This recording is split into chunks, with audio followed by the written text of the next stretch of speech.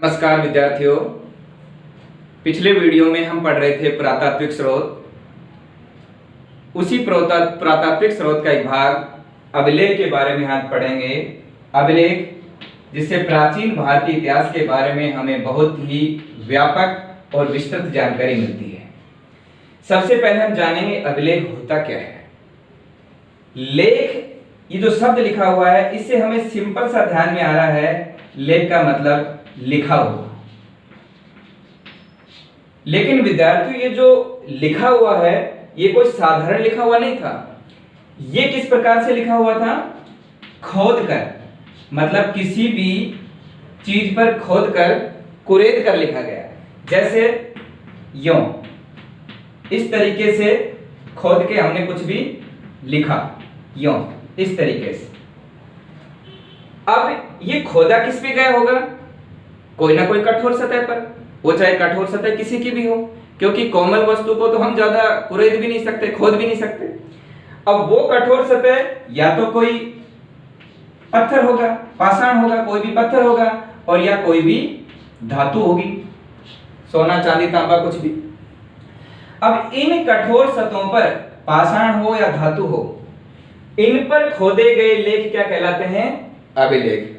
Simple सी भाषा में परिभाषा दूं कि किसी भी कठोर सतह पर, चाहे वो पाषाण हो या कोई धातु हो, उस पर उत्कीर्ण किए गए लेख, खोदे गए लेख क्या कहलाते हैं? अभिलेख। अब बात यह है कि ये अभिलेख कहां पर खोदे गए, किस स्थान पर खोदे गए।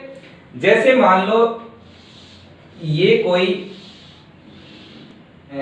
पत्थर सा जो आपको दिखाई दे रहा है सामने, ये कोई मान लो अभिलेख खुदा हुआ है। खुदा हुआ मतलब इसमें कुछ इस प्रकार से यूं खोद के कुछ लिखा हुआ है। अब ये प्राचीन लिपि में लिखा हुआ है, ना तो मुझे पता है ना आपको समझ आ रहा है कि क्या लिखा हुआ है, लेकिन ये कुछ लिखा हुआ है। अगर ये जो लिखा हुआ है, जो खोद कर लिखा हुआ है, अगर ये चीज हमें किसी शिला के ऊपर मिलती है, शिला किसी बड़े पत्थर के ऊपर, उसके ऊपर अगर ये लिखा हुआ है, ये खोदा हुआ है, तो ये कहलाएगा शिलालेख। अगर ये ही किसी गुफा के ऊपर लिखा हुआ है, गुफा के ऊपर खोदा हुआ है, तो ये कहलाएगा गुहालेख, गुफालेख या गुहालेख। अगर ये सेम ऐसा का ऐसा हम कोई पिलर बना के, कोई स्तंभ बना के, और उसके ऊपर अगर इसको खुदवाते हैं, तो ये कहलाएगा स्तंभ लेख। पत्थर है, इस पत्थर के ऊपर ये कुछ खोद कर लिखा हुआ है, हमें नहीं पता क्या लिखा हुआ है, लेकिन जो भी लिखा हुआ है उस समय की भाषा और लिपि में जैसा वो जानते थे। अगर ये गुफा के ऊपर लिखा हुआ है तो गुहालेख, अगर ये किसी शिला पर लिखा हुआ तो शिलालेख, किसी स्तंभ के ऊपर खुदवाया है तो स्तंभ लेख। अगर ये जो पत्थर है ये तांबे का है मान लो, और इस तांबे की ये पट्टी, इस पर ही अगर खोद के लिखा गया है, तो इसे हम नाम देंगे ताम्रपत्र लेख, मतलब तांबे की पट्टी पर लिखा हुआ लेख।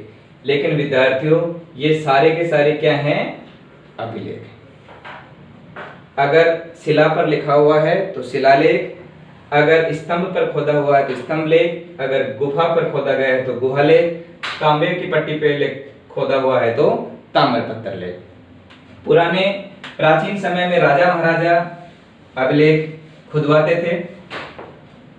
उनके द्वारा जो अभिलेख खुदवाए जाते थे, उनमें जो भी किसी चीज का वर्णन किया जाता था, वो एक तरीके से शाश्वत हो जाती थी, मतलब एक बहुत लंबे समय तक सुरक्षित हो जाती थी, क्योंकि ये जो खोदा गया है ये चीज बहुत ही शीघ्रता से नष्ट नहीं होती। और फिर दूसरी बात थी कि पत्थर पर खोदा गया था। अब पत्थर पर अगर वो मिट्टी में दब भी गया, कई हजारों साल बाद जब हम उसको निकालते हैं, तो ऐसा कैसा निकलता है? जैसे ही हम उसकी मिट्टी विट्टी हटाएंगे, साफ करेंगे, वो यूं कर निकल आएगा। कुछ अभिलेख विशिष्ट उद्देश्यों को लेकर खुदवाए जाते थे, जैसे मान लो मायावी अभिलेख। मायावी अभिलेख, इस मायावी अभिलेख में क्या होते थे? मंत्र आदि का वर्णन होता था। मंत्र आदि का वर्णन होता था इन अभिलेखों में। उनको कुछ अभिलेख व्रतानुष्ठान, जो किसी विशेष इष्ट देव को लेकर, मतलब विशेष उद्देश्यों से लेकर ये अभिलेख खुदवाए जाते थे, किसी भी इष्ट देव से संबंधित। या आपने एक नाम सुना होगा प्रशस्ति। बहुत ही इंपॉर्टेंट है। प्रशस्ति का मतलब होता है प्रशंसा पत्र। राजा अपनी प्रशंसा के लिए कुछ अभिलेख खुदवाता था और जिसमें उसकी बहुत अतिशयोक्तिपूर्ण बढ़ा चढ़ाकर वर्णन किया जाता था, वो कहलाती थी प्रशस्ति। इन सभी अभिलेखों का जो अध्ययन है वो कहलाता है एपिग्राफी। एपिग्राफी अभिलेखों का अध्ययन क्या कहलाता है? एपिग्राफी। और इन अभिलेखों को सबसे पहले पढ़ने में सफलता जिसे मिली थी वो मैंने पिछले वीडियो में भी बताया था। कौन था वो? जेम्स प्रिंसेप, जिसने 1837 में सबसे पहले सम्राट अशोक के अभिलेखों को पढ़ा था। विद्यार्थियों, भारत में सबसे जो प्राचीनतम अभिलेख हैं वो सम्राट अशोक के ही माने जाते हैं। और संख्या में अगर बात करें तो संख्या में भी सबसे अधिक अभिलेख किसके हैं? सम्राट अशोक के। सम्राट अशोक ने अपने पूरे साम्राज्य में बहुत अधिक अभिलेख खुदवाए थे। इनके अभिलेखों का हम अलग से एक वीडियो बनाएंगे। सम्राट अशोक के अलावा ऐसे कई राजा थे जिन्होंने अपने नाम से अभिलेख खुदवाए और जो कंपटीशन की दृष्टि से बहुत महत्वपूर्ण है। जैसे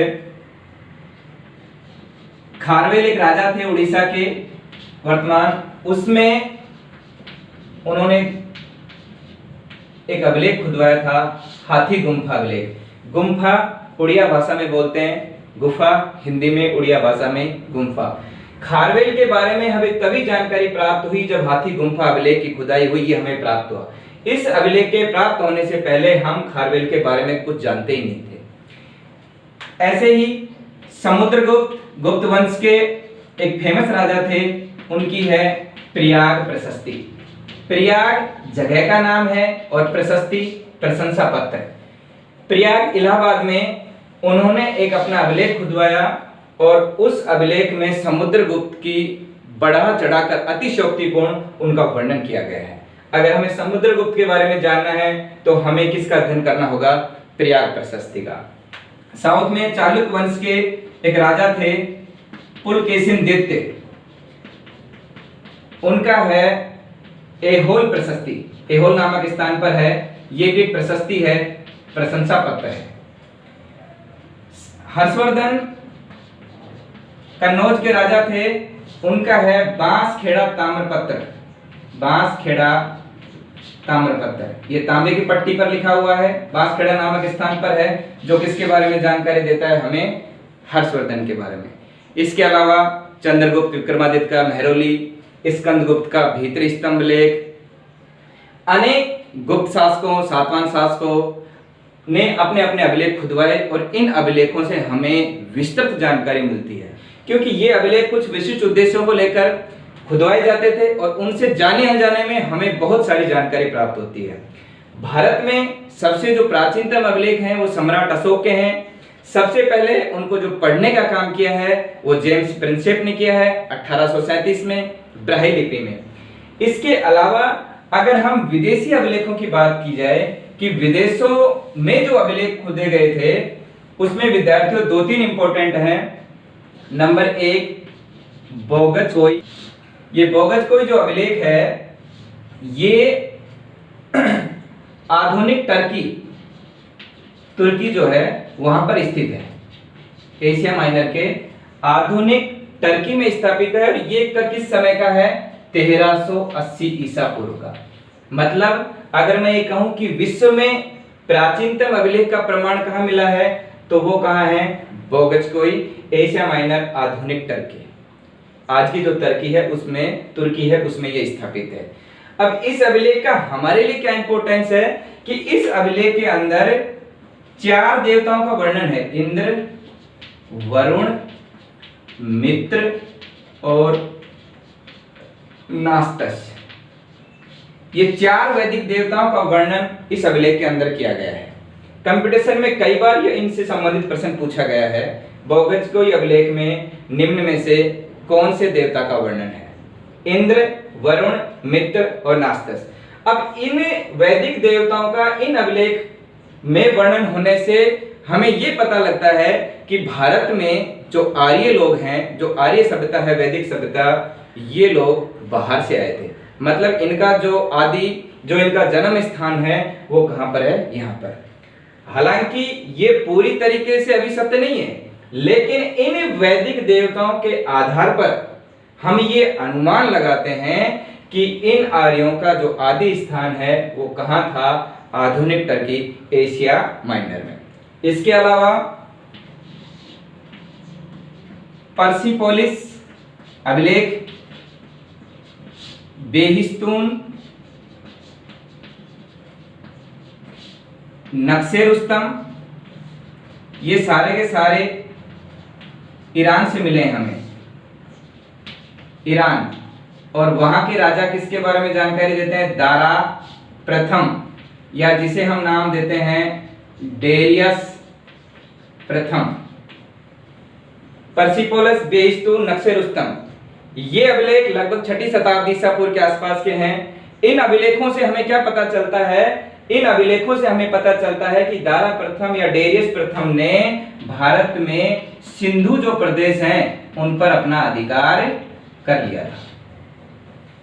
बोगजकोई और ये अभिलेख हमें भारत के बारे में जानकारी देते हैं। बोगजकोई अभिलेख से तो हमें क्या पता चलता है कि आर्यों का आदि स्थान एशिया माइनर था। इन अभिलेखों से हमें क्या पता चलता है कि ईरान के राजा दारा प्रथम और डेरियस प्रथम ने भारत के सिंधु प्रदेश को जीत लिया था और इस प्रदेश को अपना 20वां प्रांत बनाया था। तो विद्यार्थियों, इन अभिलेखों के आधार पर हमें प्राचीन भारत इतिहास के बारे में व्यापक जानकारी प्राप्त होती है।